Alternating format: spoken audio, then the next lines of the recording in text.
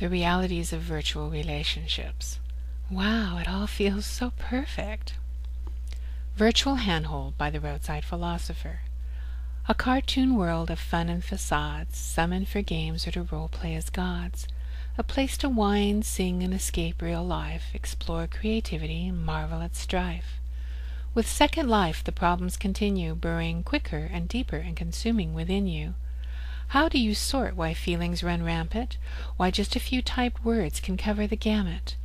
The world spins and many fall away, as their conceptions of what's real are blown as if hay. Where is the value from such confusion, the ups and downs of these shifting illusions? To be continued.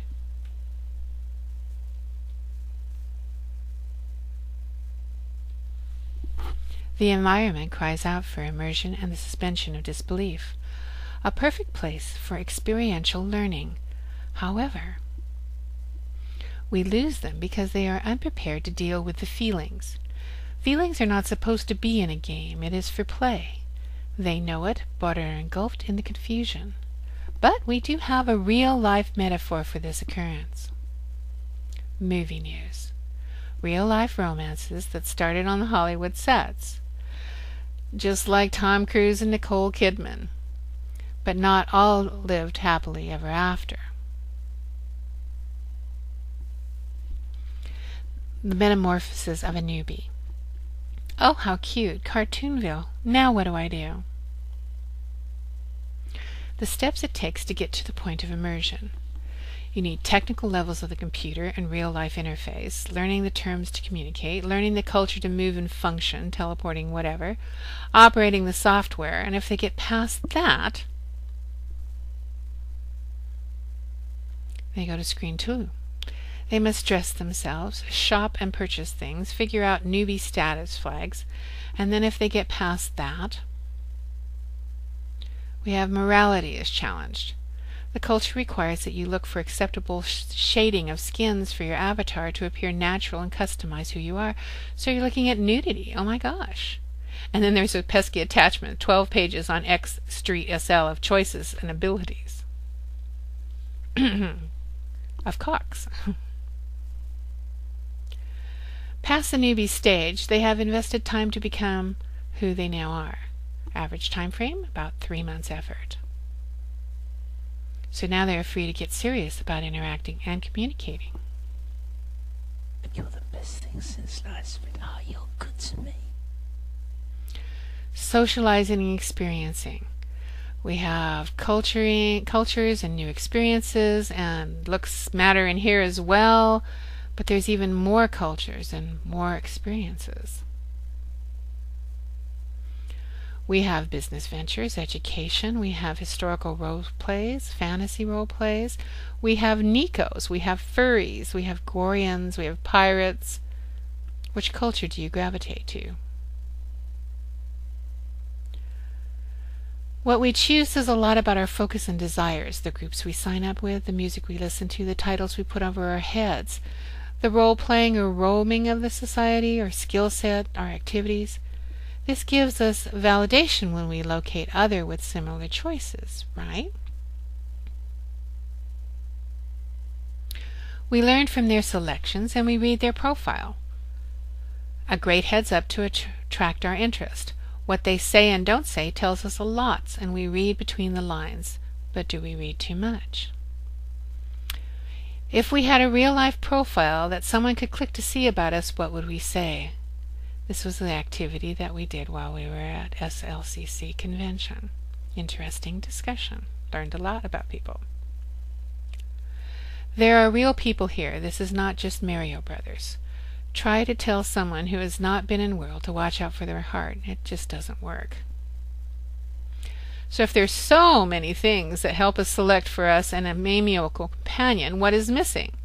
Plain and simple realities of reality. The toilet brush, throwing up, being sick. Everyone comes in this world with a different perspective, and all of them are valid.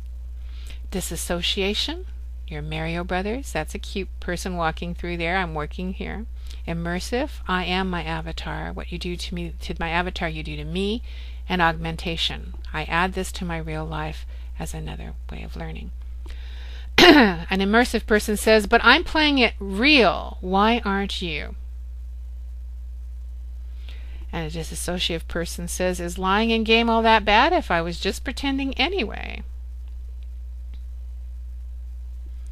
And that's where we have trouble. What's the most common request on profiles? Please, no drama.